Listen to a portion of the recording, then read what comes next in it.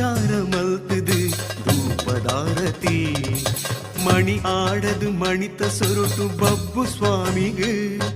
Belagavi ಭಕ್ತಿಡು ಧೂಪದಾರತಿ